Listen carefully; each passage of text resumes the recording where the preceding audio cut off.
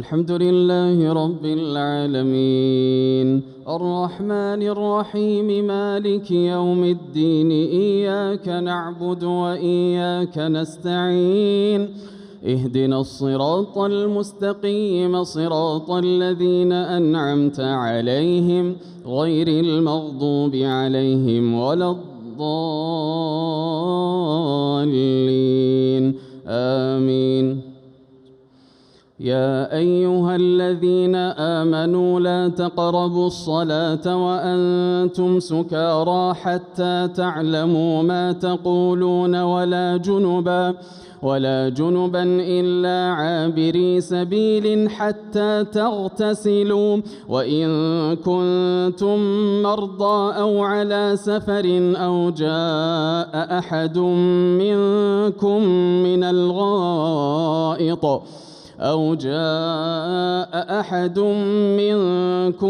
من الغائط أو لامستم النساء فلم تجدوا ماء فتيمموا صعيدا طيبا فامسحوا بوجوهكم وأيديكم إن الله كان عفوا غفورا. ألم تر إلى الذين أوتوا نصيبا من الكتاب يشترون الضلالة ويريدون أن تضلوا السبيل والله أعلم بأعدائكم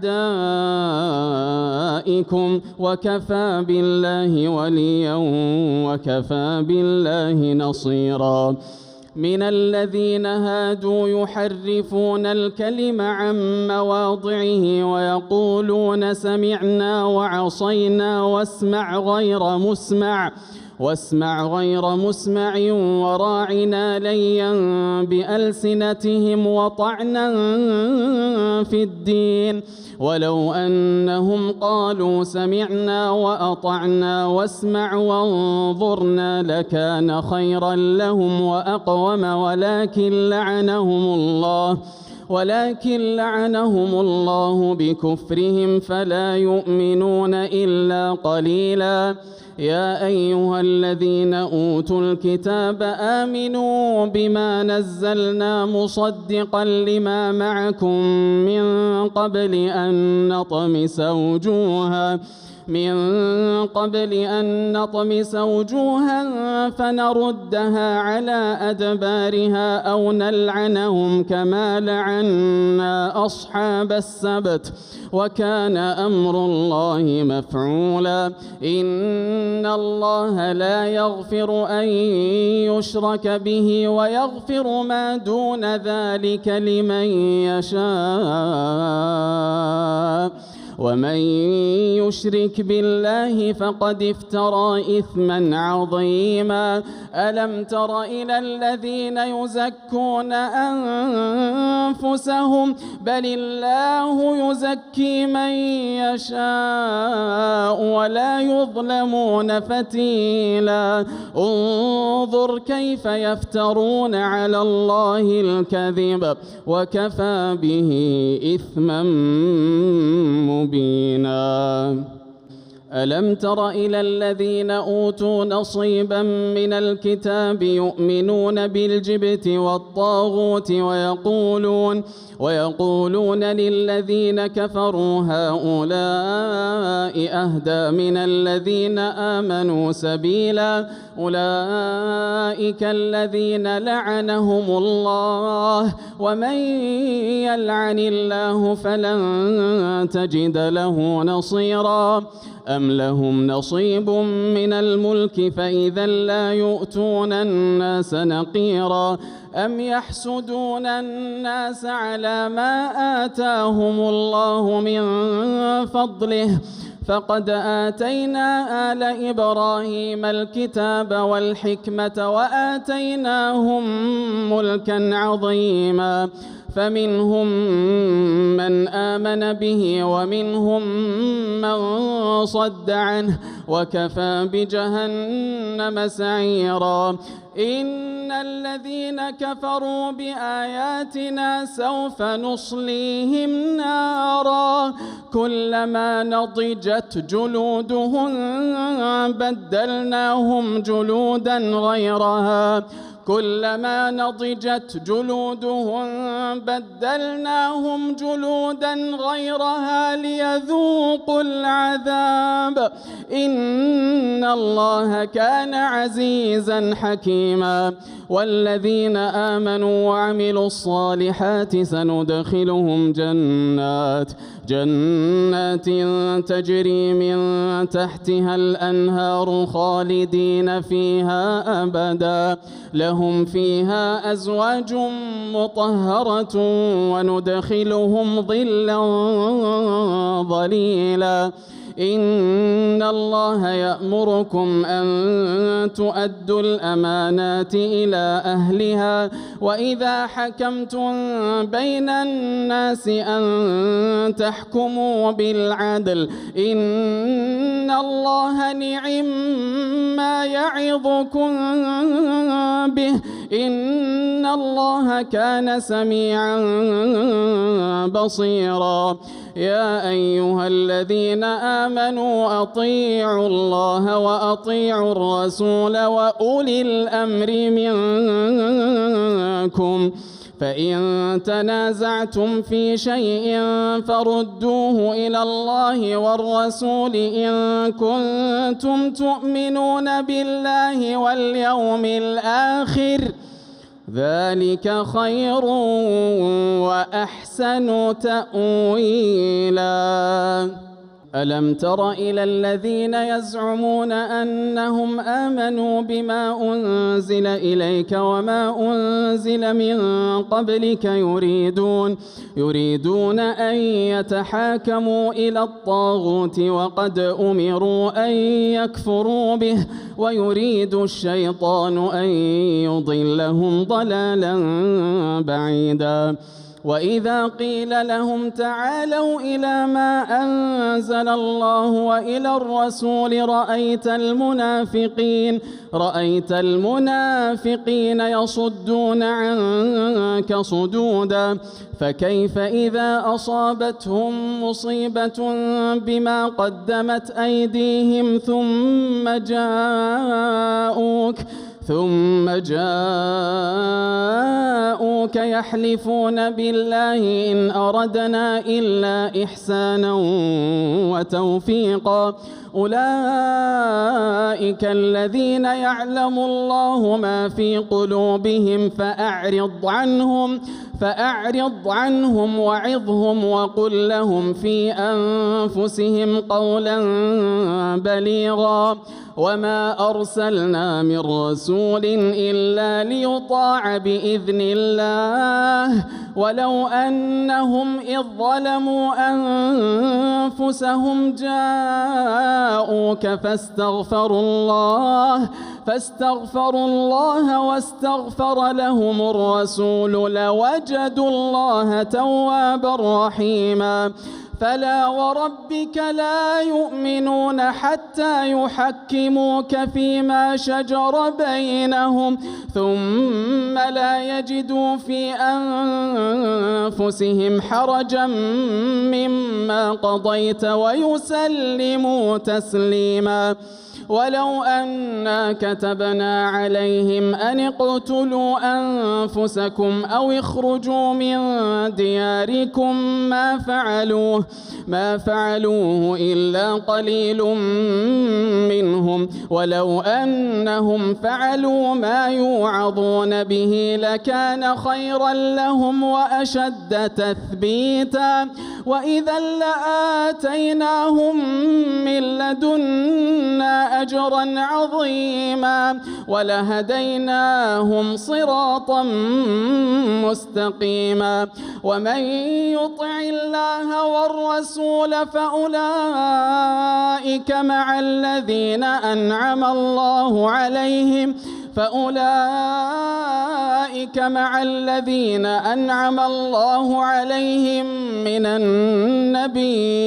من النبيين والصديقين والشهداء والصالحين وحسن أولئك رفيقا ذلك الفضل من الله وكفى بالله عليما يا أيها الذين آمنوا خذوا حذركم فانفروا ثبات أو انفروا جميعا وإن منكم لمن ليبطئن فإن أصابتكم مصيبة قال قد أنعم الله علي إذ لم أكن معهم شهيدا ولئن أصابكم فضل من الله ليقولن كأن لم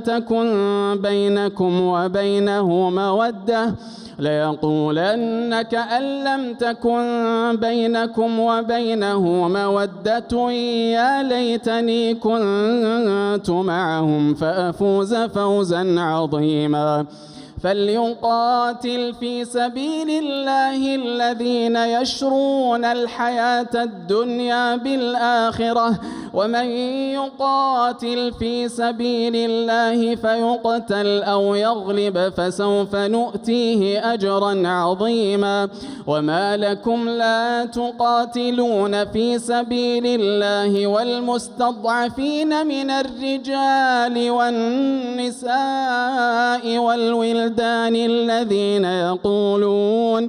الذين يقولون ربنا أخرجنا من هذه القرية الظالم أهلها واجعل لنا من لدنك وليا واجعل لنا من لدنك نصيرا الذين آمنوا يقاتلون في سبيل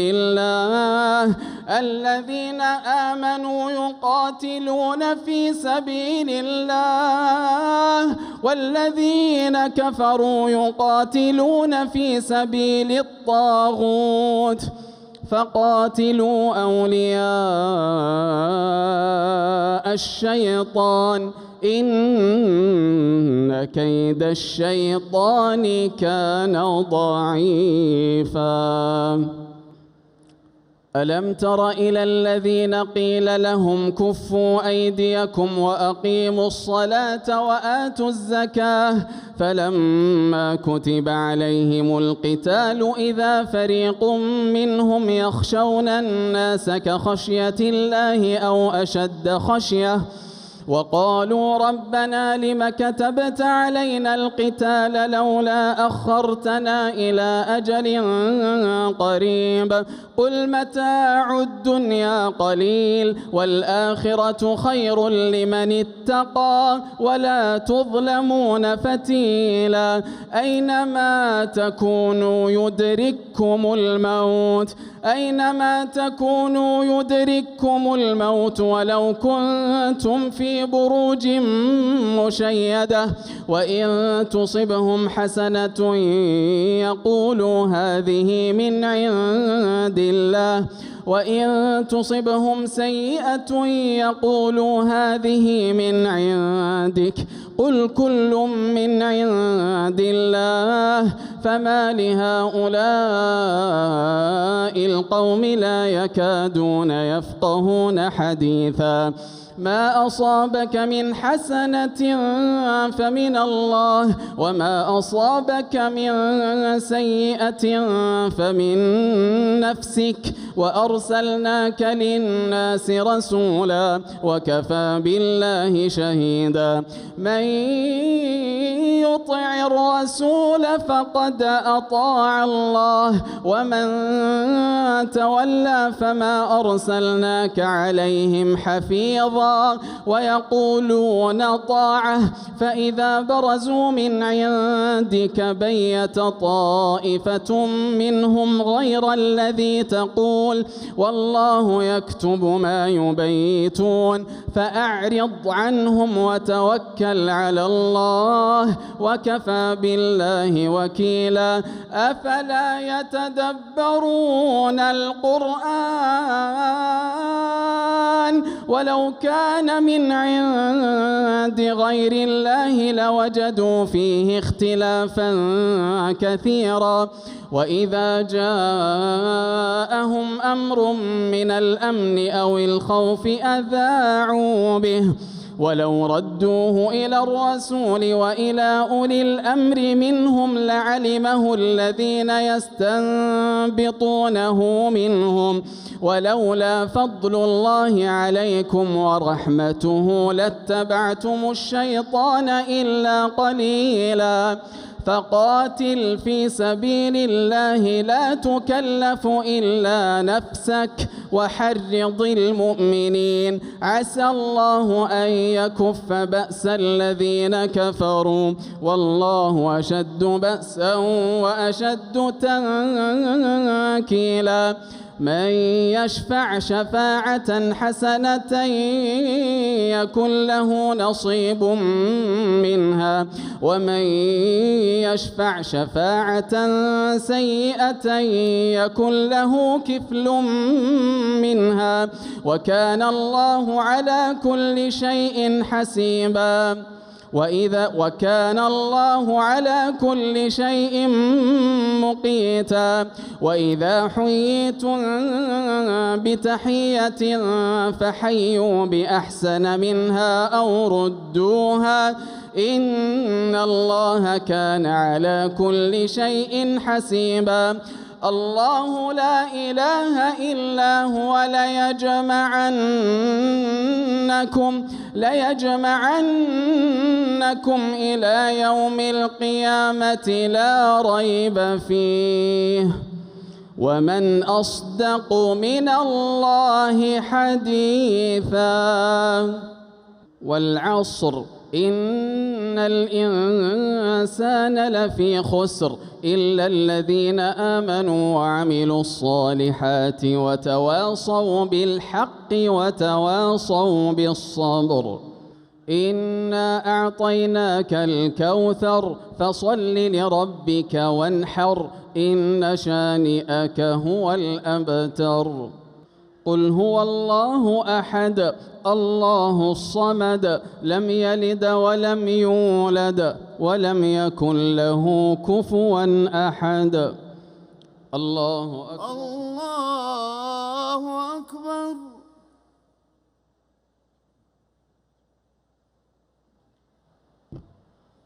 سمع الله لمن حمده. ربنا ولك الحمد. اللهم لك الحمد أنت رب السماوات والأرض ومن فيهن ولك الحمد أنت قيم السماوات والأرض ومن فيهن ولك الحمد أنت نور السماوات والأرض ومن فيهن ولك الحمد أنت الحق وقولك حق ووعدك حق ولقاؤك حق والجنة حق والنار حق والنبيون حق ومحمد صلى الله عليه وسلم حق. أنت المقدم وأنت المؤخر لا إله إلا أنت. أنت الأول فليس قبلك شيء وأنت الآخر فليس بعدك شيء وأنت الظاهر فليس فوقك شيء وأنت الباطن فليس دونك شيء. جل جلالك وتقدست أسماؤك وتبارك اسمك وتعالى جدك ولا إله غيرك. سبحانك ما عبدناك حق عبادتك ولا شكرناك حق شكرك ولا قدرناك حق قدرك. لا إله إلا أنت سبحانك إنا كنا من الظالمين وإن لم تغفر لنا وترحمنا ترحمنا لنكونن من الخاسرين. اللهم إنا نسألك موجبات رحمتك وعزائم مغفرتك والسلامة من كل إثم والغنيمة من كل بر والفوز بالجنة والنجاة من النار. اللهم إنا نسألك من خير ما سألك منه عبدك ورسولك محمد صلى الله عليه وسلم، ونعوذ بك من شر ما استعاذك منه عبدك ورسولك محمد صلى الله عليه وسلم. اللهم إنا نسألك العفو والعافية والمعافاة الدائمة في الدنيا والآخرة. سبحان العالم بكل مكنون، إذا أراد شيئا فإنما يقول له كن فيكون، بيده ملكوت كل شيء وإنا إليه راجعون. تحصنا بذي العزة والجبروت واعتصمنا بذي الملك والملكوت وتوكلنا على الحي الذي لا يموت، ولا حول ولا قوة إلا بالله. اللهم فرج همومنا ونفس كروبنا واقض ديوننا واشف مرضانا وعاف مبتلانا واقبل تائبنا واهد ضالنا واصلح أولادنا وشبابنا وفتياتنا ونساءنا، وارحم اللهم موتانا. اللهم خص منهم الآباء والأمهات. اللهم ارحمنا إذا صرنا إلى ما صاروا إليه تحت الجنادل والتراب وحدنا. لا إله إلا الله عدد ما مشى فوق السماوات والأراضين ودرج، والحمد لله الذي بيده مفاتيح الفرج. يا فرجنا إذا أغلقت الأبواب، ويا رجاءنا إذا انقطعت الأسباب وحيل بيننا وبين الأهل والأصحاب. يا من رحمته وسعت كل شيء وعمت كل حي، ها نحن عبادك وقفنا ببابك وخضعت رقابنا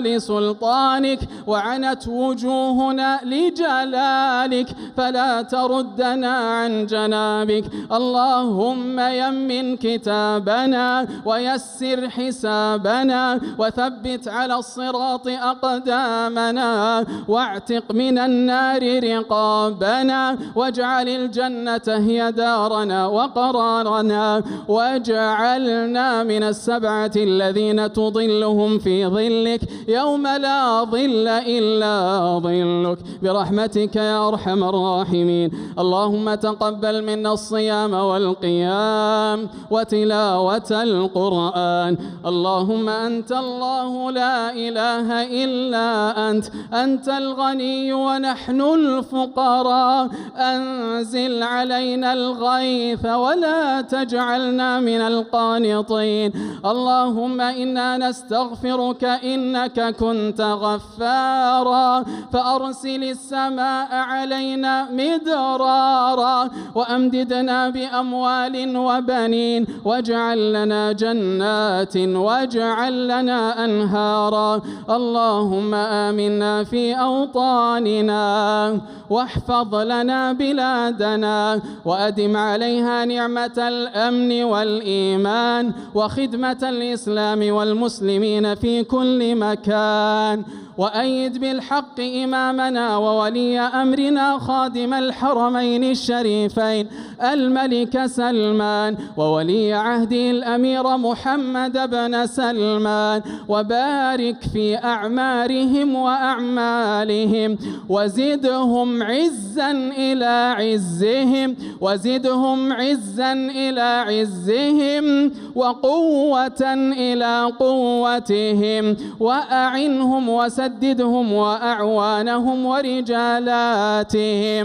اللهم اجعل التوفيق على الدوام، اللهم واجعل التوفيق على الدوام حليفهم. اللهم اجمع بهم الأمة، اللهم اجمع بهم الأمة وانصر بهم الكتاب والسنة يا ذا الفضل والعطاء والمنة. اللهم احفظ وانصر رجال أمننا، اللهم احفظ وانصر رجال أمننا وجنودنا على ثغورنا، وأجزل الأجر والمثوبة لكل من يعمل في خدمة ضيوف الرحمن يا رحيم يا رحمن. اللهم احفظ أولادنا وشبابنا وفتياتنا واجعلهم عدة لأهليهم ومجتمعاتهم وأوطانهم، وارزقنا وإياهم الوسطية والاعتدال في الأفكار والأقوال والأفعال برحمتك يا أرحم الراحمين. اللهم أعز الإسلام والمسلمين، اللهم وانصر عبادك المؤمنين وكل إخواننا المستضعفين في فلسطين وفي كل مكان برحمتك يا أرحم الراحمين. إلهنا وربنا، اللهم كما أكرمتنا وجمعتنا في هذه البقاع من شتى الأصقاع، اللهم وامن علينا بالقبول والرضا يا خير من يجيب الداع. اللهم لا تخيب رجاءنا وأجب دعواتنا وحقق فيما يرضيك آمالنا، وما سألناك من خير فأعطنا، وما لم نسألك فابتدئنا، وما قصر عنه علمنا ولم تبلغه مسألتنا من خيري الدنيا والآخرة فبلغنا إياه. وصل اللهم وسلم وبارك على نبينا محمد وعلى آله وصحبه أجمعين.